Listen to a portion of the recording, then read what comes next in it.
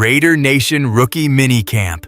The verdict is in all right. The dust has settled on Raider Nation's Rookie Minicamp, and honestly, the early signs are way more exciting than anyone had the right to expect. 3 days, shorts and t-shirts, no pads, barely any contact. Sounds like nothing, right? And yet, the energy coming out of that facility has been almost impossible to keep a lid on. When you've been starving for a real cornerstone to build around for as long as Raiders fans have, even 3 days of walkthrough football can tell you a whole lot about who these guys actually are, how they carry themselves when nobody's grading them, and what kind of team this roster is quietly turning into. I've been burning up the phones, talking to sources, collecting notes, and piecing together every scrap of information from those 3 days. So buckle up. We're counting down the 5 biggest winners from Raiders Rookie Minicamp, from number 5 all the way to number 1 on both sides of the ball. And I'll warn you ahead of time, a few of these names are going to catch you off guard. Let's roll. Offensive side, counting down from 5 to 105, Nicholas Henning. Offensive lineman, Canada. Here's where things get genuinely wild. Henning didn't walk into minicamp as a signed, undrafted free agent. He came in as a straight-up tryout guy. No contract, no guarantees, no safety net. Just 3 days to prove he belonged in front of an NFL coaching staff. And you know what? He did exactly that. By the time camp wrapped up, he'd done enough to earn himself a deal with the Las Vegas Raiders. Honestly, that alone is enough to put him on this list. No further debate needed. Every single offseason, hundreds of hopeful players cycle through these tryout situations across the league. Most of them shake a few hands, grab a sandwich, and drive home empty-handed. Henning, he made every single rep count. Now, let's give some football context here because his background is genuinely interesting. Henning is a converted offensive tackle who actually started his career as a tight end and H-back before making the shift to the line. He was the 2nd overall pick in the CFL draft. The Toronto Argonauts had him lined up, and the Raiders swooped in and signed him before he ever played a single snap in that league. Standing at 6'6" with the athleticism to kick inside or stay outside, he's a developmental project in the purest sense of the term. Nobody should expect him to be suiting up and making plays in September. That's not what he is right now, and that's completely fine. But here's the thing. When you look at the Raiders' depth at offensive tackle compared to guard, the tackle room is genuinely thin. A raw, long, athletic prospect like Henning has a real and believable development pathway. And Rick Dennison, the man coaching this offensive line, has built a reputation specifically for turning exactly this type of project player into a contributor. Henning earned his contract. That makes him a winner. Simple as that. By the way, if you're a diehard Raiders fan like me, drop a like and a comment. I genuinely believe this is our year and we'll be on that Super Bowl stage. Subscribe if you haven't already. Now, let's keep going. 4. Trey Zoom, offensive lineman, 3rd round pick, Texas A&M. The reason Zoom lands on this list isn't just what he did between the lines. As impressive as that was, it's about what he was doing back at the hotel after hours. Because this is the story that keeps rattling around in my head from this entire mini-camp stretch. Fernando Mendoza, the franchise quarterback, the guy this whole rebuild is being built around, was getting 25 to 50 extra center quarterback exchange reps after practice, on his own time, in a hotel room. Nobody told him to do it. Nobody required it. He was just grinding away at the fundamental mechanics of a skill he barely used in college. And who was right there with him, snapping the ball every single time Mendoza needed? Trey Zoom, a rookie 3rd round lineman who showed up to minicamp and immediately made himself the most available guy in the building for the quarterback whenever he was needed. That kind of character is hard to coach.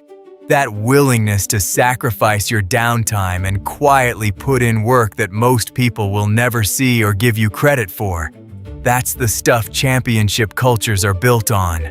Coaches are already talking about Zoom's mentality and his flexibility across multiple line positions. He can play center, he can play guard, and there's even some conversation about tackle.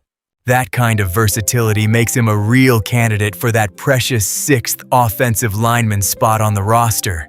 The guy who can plug in anywhere when injuries inevitably come knocking, and they always do. Zoom is a winner. 3. Roman Haye, running back, UDFA, Maryland. Y'all know I've been beating this drum for a while. I had Haye ranked as the undrafted free agent I most wanted the Raiders to sign after they didn't take him on day 3 of the draft. I meant every word of it. And what came back through my sources after minicamp? It confirmed every single thing I believed about this kid. He was described as noticeably more physical than coaches and players were expecting. And we're not just talking about running hard between the tackles. We're talking about showing up in pass protection, understanding his assignments, being in the right spot before the play even develops, and communicating his responsibilities out loud. That's the mental side of football, and for a running back fighting for a roster spot, being a dependable pass protector isn't a nice to have. It's the difference between making the 53-man roster and packing your bags. Let's be straight about what Haye's path looks like. He's not going to outrun Ashton Genty. He's not going to outmuscle Mike Washington. But what he absolutely can be is the most trustworthy third down back on this team. The guy who stays on the field in obvious passing situations without the quarterback having to glance back nervously wondering if a protection breakdown is coming. In Kubiak's system, where the run game and play action work hand in hand and the running back carries serious pass protection responsibility, that skill set is legitimately valuable. Haye is the third best running back on this roster right now, and he's showing the coaching staff exactly why he deserves to stay there. 2. Fernando Mendoza, quarterback. First overall pick look. I went back and forth about putting him higher. But let me walk you through my thinking. The spotlight on Mendoza during this mini-camp was fierce. Every pair of eyes in that building tracked him from the moment walkthroughs started. And what he showed was this. The ball comes out of his hand with a natural, almost effortless ease and real velocity behind it. One of the guys I was talking to described it like this. Picture a pitcher at the peak of his delivery. The ball just exploding out of his hand downhill with carry and top-end zip. That's apparently what Mendoza's arm looks like in person. The accuracy is there. The arm talent is undeniable, but honestly, what impresses me most isn't the physical stuff. It's the mentality. This kid was taken number 1 overall, the most hyped quarterback prospect in years. And he's taking extra center quarterback exchange reps in a hotel room after practice. He's publicly saying he considers himself at the bottom of the totem pole. He skipped a trip to the White House because he felt his priority needed to be at practice, getting better, earning his place.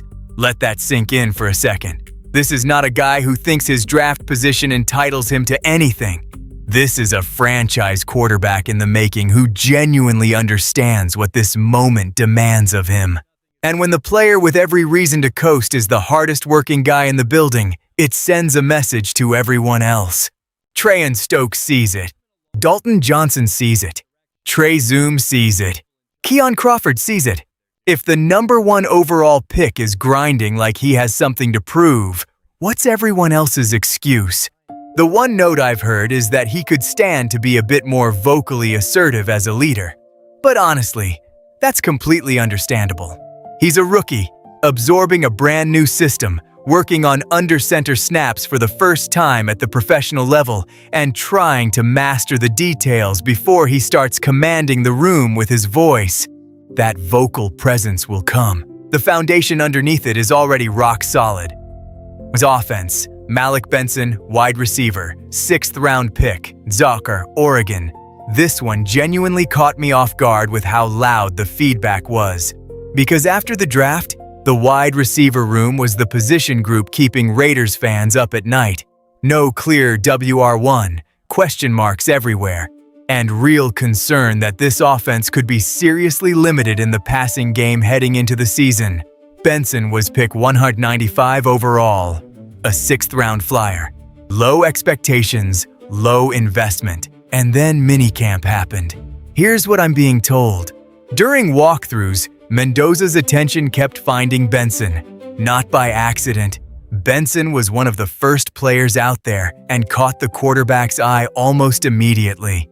He's playing bigger than his listed size, showing up closer to 6'1" rather than an even 6', and looking slightly more built than the scouting profile had suggested. His hands are already flashing as reliable and natural. His straight-line speed is legitimate track-level fast, the kind where people watching kept expecting someone to close the gap on him, and it just wasn't happening. And here's exactly why this one matters. Even though McCoy's involvement was limited by design, the coaching staff is being deliberately careful with him, which is the smart play given his ACL history and the lingering question about whether he'll need additional surgery. Cautious doesn't mean worried. From everything I'm hearing, there are 0 red flags about that knee. The conversation isn't about whether he'll be a fully functional football player again. It's purely about when. And that's a completely different conversation. In the meantime, McCoy has been out there doing agility work on the sideline, getting reps in controlled environments, staying locked in with coaches and teammates. He's not checked out. He's not moping on the bench with a hoodie pulled over his head. He's engaged, he's present, and he's competing within whatever boundaries the medical staff has set for him. And the way coaches talk about him when his name comes up? One of the guys I spoke to told me flat out, McCoy was the #1 corner on the Raiders' entire draft board.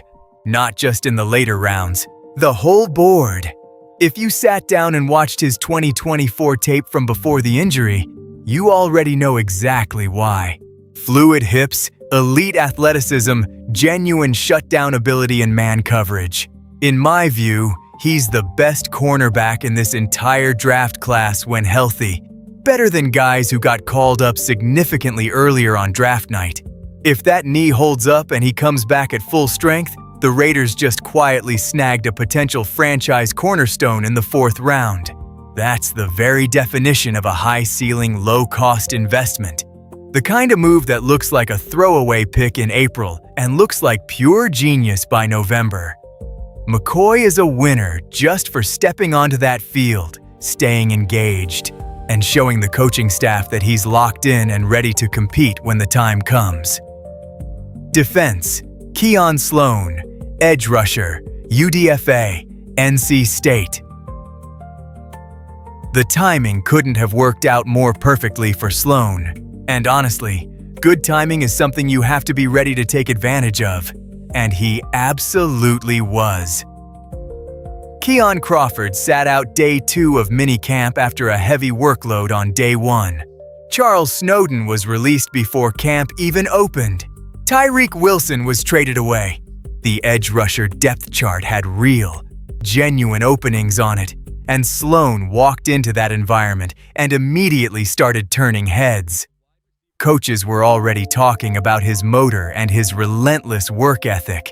But here's the detail that really jumped out at me. They were specifically highlighting his ability to ask the right questions. Now, I know that might sound like a small thing on the surface, but in a complex defensive scheme, a player who actually knows what he doesn't know and goes out of his way to find the right answer, instead of nodding along and pretending he's got it, is already miles ahead of guys who fake comprehension and then blow assignments on Sundays. That kind of self-awareness is rare, especially in young players who are trying to impress people and naturally want to look like they have everything figured out.